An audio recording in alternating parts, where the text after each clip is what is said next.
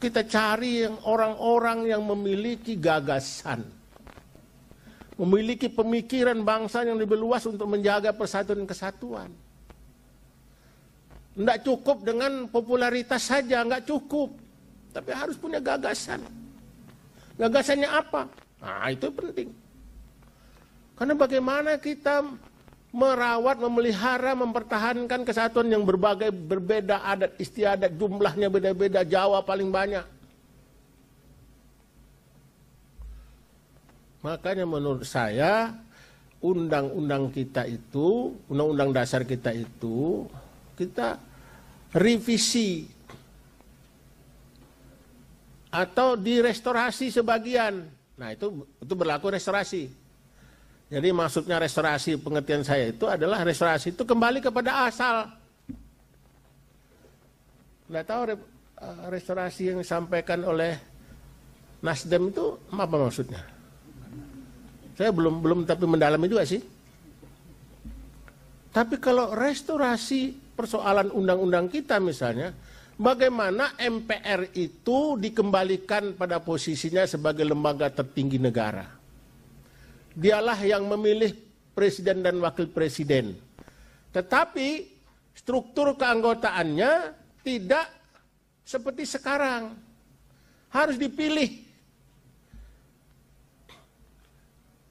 Dan dia keterwakilan wilayah. Jangan keterwakilan penduduk.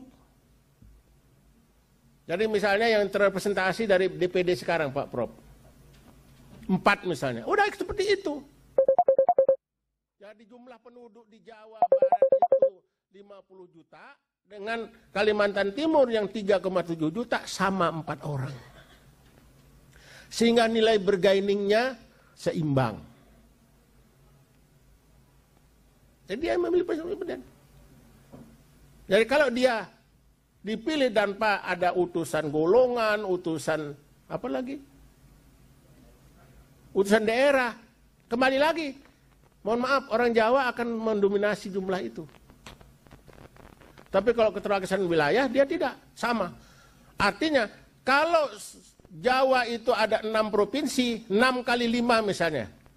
Maka ada 30 anggota MPR dari Pulau Jawa. Sulawesi ada 6 provinsi, sama jumlahnya dengan anggota MPR yang ada di Pulau Jawa. Sulawesi dengan ini sudah berimbang. Sumatera ada 10 provinsi, 10 kali 5, 50 orang. Jadi ada keseimbangan. Kalau strukturnya keterwakilan wilayah. Jangan lagi kembali keterwakilan penduduk. Itu sudah saya sampaikan Pak Prof ketika saya memberikan kuliah umum di Lemhanas tahun 2010, 11 dan 12. Tapi pada saat itu satu pun anggota nggak ada berani nanggapi. Ya lewat aja. Tapi sudah saya sampaikan, nggak ada yang berani. Termasuk pada saat itu gubernurnya Pak Hendarwan Supanji, siapa? Nggak ada yang berani nanggapin. Maksudnya kita bahas ini. Bisa kita bayangkan Pak, dulu zaman pendiri bangsa ini membuat undang-undang dengan pembukaan undang-undang sampai sekarang kita tidak pernah berani dan mampu merubahnya. Apalagi di dalam Pancasila sendiri. Oh ya, thank you so much.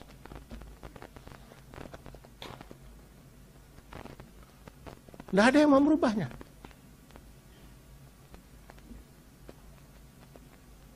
Bayangkan pada saat itu bangsa kita sudah tahu ini para pendiri bangsa ini macam-macam nih. Jawa paling banyak, kemudian yang kedua berapa. Tapi kalau itu berdasarkan pemilihan, nggak bisa orang luar Jawa itu mendapat kesempatan. Biar gimana hebatnya. Bagaimana Profesor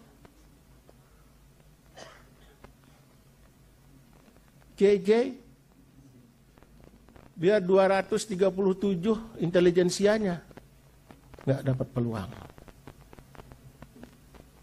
Benar. Makanya tadi. Karena itu pasal 4 itu apa namanya? Pak. Yang keempat itu apa yang Pancasila itu? Sila keempat. Pernah orang merubahnya? Enggak, itu nilainya luar biasa. Artinya zaman pendiri bangsa dulu memikirkan, oh beginilah zaman sekarang. Sampai sekarang itu harus begitu. Enggak bisa kita punya. Kita tidak seragam, beda. Keinginannya beda, warna kulit beda, bahasa beda, adat istiadat beda. Kira-kira seperti itu. Jadi kalau Pak Rektor tadi menginginkan wilayah itu, maka konstitusi kita harus dirubah. Jangan pemilihan langsung lagi, nggak bisa dapat kesempatan. Kan seperti itu. Gajinya pun anggota MPR itu jangan sama dengan DPR. Kalau misalnya DPR itu gajinya 50 juta, dia 250 juta. Tapi dia memang orang-orang yang memiliki nilai kemampuan kebangsaannya di atas rata-rata gitu.